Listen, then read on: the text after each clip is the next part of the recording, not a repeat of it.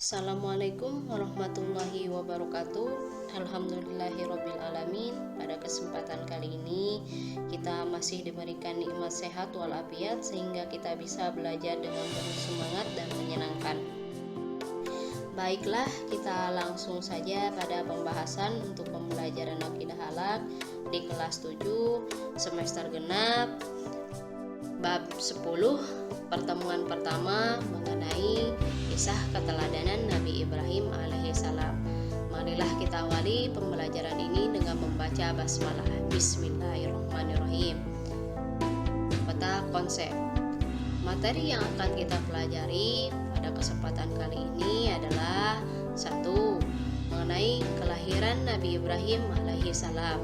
Yang kedua, Nabi Ibrahim alaihissalam mencari Tuhannya. Yang ketiga, masa dakwah Nabi Ibrahim alaihissalam.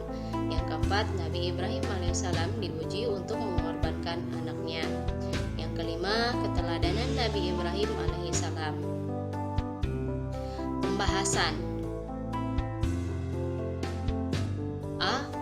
Kelahiran Nabi Ibrahim alaihissalam. Nabi Ibrahim lahir pada tahun 2295 sebelum Masehi di Mosul. Beliau adalah putra Azar, Tarih bin Tahur bin Saruz bin Rau bin Faliz bin Abir bin Shalih bin Arfakshad bin Sam bin Nuh alaihissalam. Ia dilahirkan di sebuah tempat bernama Padam Arab dalam kerajaan Babylon yang pada waktu itu diperintah oleh seorang raja bernama Namruz bin Kan'an.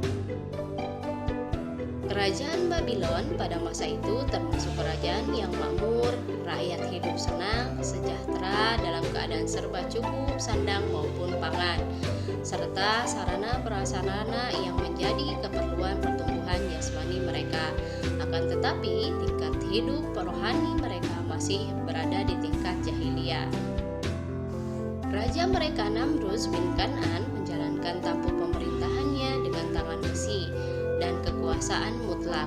Semua kehendaknya harus terlaksana dan segala perintahnya merupakan undang-undang yang tidak dapat dilanggar atau ditawar. Di tengah-tengah masyarakat yang sedemikian buruknya, maka lahir dan dibesarkanlah Nabi Ibrahim dari seorang ayah yang bekerja sebagai pemahat dan pedagang patung. Ia sebagai calon rasul dan pesuruh Allah Subhanahu wa Ta'ala yang akan membawa pelita kebenaran kepada kaumnya. B. Nabi Ibrahim alaihissalam mencari Tuhannya. Sewaktu kecil, Nabi Ibrahim alaihissalam sering melihat ayahnya melakukan ritual menyembah berhala-berhala tersebut. Di sisi lain, sang ayah Azar bahkan membuat patung-patung sebagai gambaran dari para dewa-dewa tersebut dijual dan dijadikan sembahan. Dari sinilah nalar dan logika Nabi Ibrahim alaihissalam mulai berjalan dan merontak. Dia pun mencoba mencari kebenaran agama yang dianut oleh keluarganya itu. Kisah Nabi Ibrahim alaihissalam mencari Tuhannya ada dalam Al-Quran surah Al-An'am ayat 76 sampai 78. Di dalam ayat tersebut menceritakan tentang Nabi Ibrahim alaihissalam dalam mencari Tuhannya. Inilah daya logika yang dianugerahkan kepada beliau dalam menolak agama penyembahan langit yang dipercayai kaumnya serta menerima Tuhan yang sebenarnya. C. Masa dakwah Nabi Ibrahim alaihissalam. Dalam menjalankan dakwahnya, beliau dihadang dengan persoalan berat. Masa jahiliyah adalah masa keserakahan dan keburukan umat manusia terbesar. Suatu hari pada saat orang-orang di negara Nabi pergi dan meninggalkan kampungnya, Nabi Ibrahim alaihissalam memiliki akal untuk menghancurkan berhala-berhala itu, dan beliau menyisakan satu berhala dan sengaja menaruh kapak sebagai kalung berhala tersebut. Raja Namruz sangat marah mengetahui kejadian tersebut. Raja langsung menuduh Nabi Ibrahim sebagai pelakunya karena raja tahu bahwa beliau tidak suka terhadap berhala-berhala itu. Nabi Ibrahim alaihissalam tidak mengaku bahwa ialah yang menghancurkan berhala-berhala itu. Beliau berkata bahwa berhala besar yang berkalung kapak itu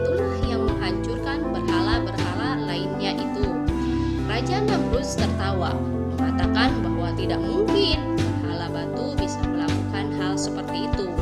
Dari situlah Nabi lalu mengatakan bahwa berhala yang tidak bisa melakukan apa-apa, kenapa harus disembah?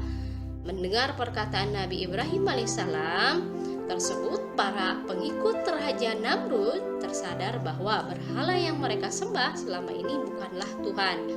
Raja Namrud semakin marah.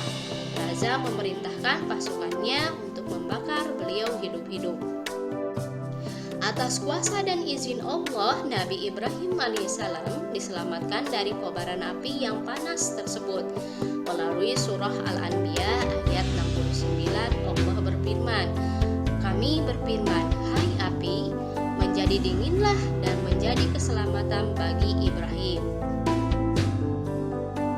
Nabi Ibrahim alaihissalam diuji untuk mengorbankan anaknya. Nabi Ibrahim alaihissalam saat lahir anak pertamanya yaitu Ismail, Allah memerintahkan beliau untuk menyembelih anaknya tersebut. Padahal beliau telah menanti berpuluh-puluh tahun agar dapat dikaruniai anak. Karena kecintaan dan ketakwaannya kepada Allah, Nabi Ibrahim alaihissalam bersedia menyembelih anaknya Ismail dengan tulus ikhlas. Melihat ketakwaan beliau tersebut, Allah kemudian mengganti Ismail dengan seekor kambing.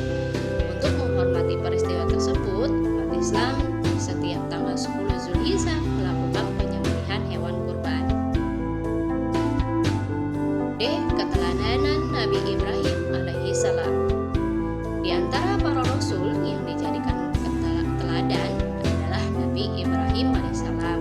Selain beliau, Nabi pilihan yang mendapat gelar Khalilullah atau kekasih Allah disebut Abul Anbiya atau bapak dari para nabi, karena nabi-nabi sesudah beliau adalah dari zuriyahnya atau keturunannya, nabi-nabi Bani Israel, Nabi Ishak, Nabi Yakub, Yusuf, Shu'aib, Harun, Musa sampai Nabi Isa alaihissalam, dan demikian juga junjungan Nabi kita Muhammad sallallahu alaihi wasallam.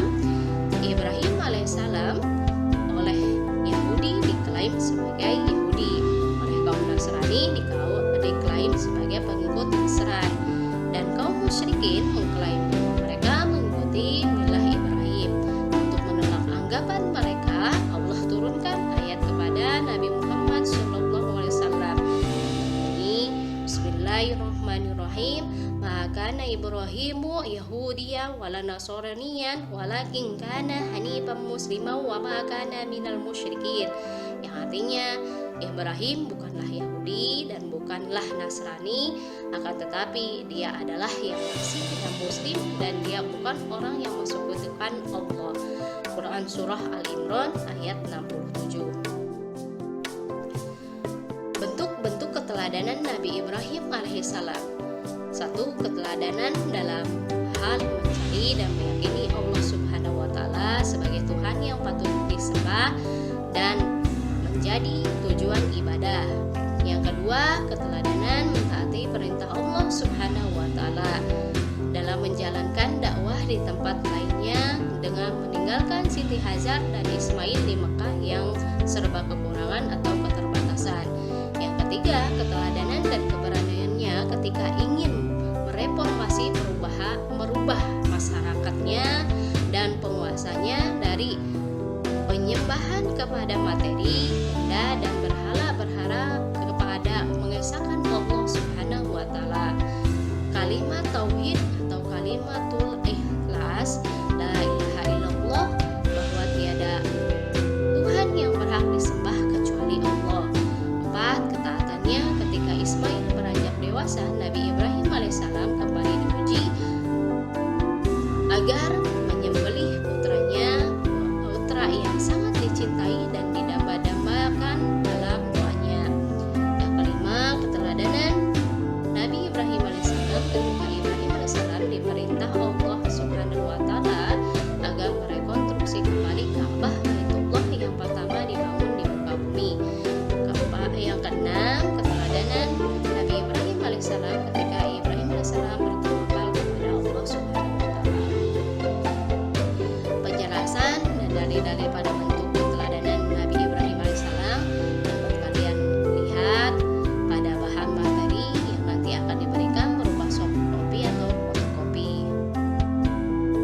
Dari doa Ibrahim terungkap visi dan misi Nabi Ibrahim alaihissalam dalam membangun negeri dari negeri yang tandus, kering, dan tidak ada tanaman, menginginkan agar satu menjadi negeri yang aman, yang kedua penduduknya terdiri dari orang-orang yang beriman, bertakwa, mendirikan sholat, dan menjauhkan diri dari penghambaan terhadap berhala-berhala. Yang ketiga, menginginkan menjadi negeri yang menarik, mempesona, banyak dikunjungi manusia. Yang keempat, menginginkan menjadi negeri yang penduduknya diberi kecukupan rezeki dari buah-buahan. Demikianlah orientasi Ibrahim alaihissalam dalam membangun negeri, berorientasi ke depan, memikirkan anak cucu, dan membangun dari nilai-nilai rohani keagamaan dengan memakmurkan masjid Baitullah dan memakmurkan buminya.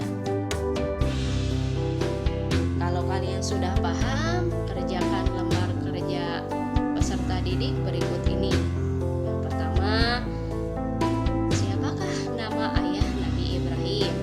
Yang kedua, bagaimana bentuk pujian Nabi Ibrahim dalam hal ketakwaan dan kecintaannya kepada Allah Subhanahu wa Ta'ala melebihi cinta kepada lainnya. Yang ketiga, analisislah apa maksud Quran Surah Al-Imran ayat 67 berikut ini. Yang keempat, apa saja isi doa Nabi Ibrahim alaihissalam yang bervisi dan misi dalam membangun negeri dari negeri yang tandus, kering, dan tidak ada tanaman. Yang kelima, bagaimana redaksi ayat yang berisi tentang Allah Subhanahu wa Ta'ala memerintahkan agar api menyelamatkan Nabi Ibrahim alaihissalam ketika dihukum raja Namrud. Itulah tadi penyampaian materi tentang keteladanan Nabi Ibrahim alaihissalam. Semoga bermanfaat dan kita bisa mengambil keteladanan Nabi Ibrahim alaihissalam dalam kehidupan sehari-hari kita, bisa diterapkan